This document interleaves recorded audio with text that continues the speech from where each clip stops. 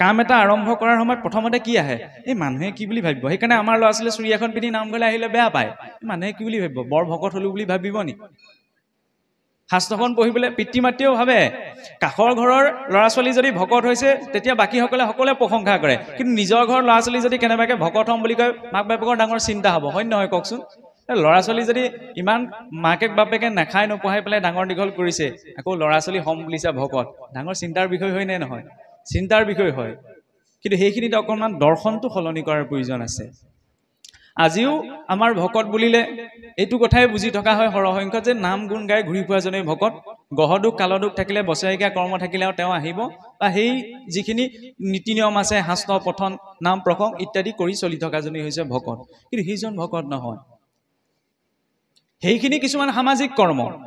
সমাজখন ধৰি ৰাখিবলৈ আমাক কিছুমান নীতি নিয়ম ব্যৱস্থা লাগে ধাৰ্মিক ক্ষেত্ৰখনত সেই ব্যৱস্থাখিনি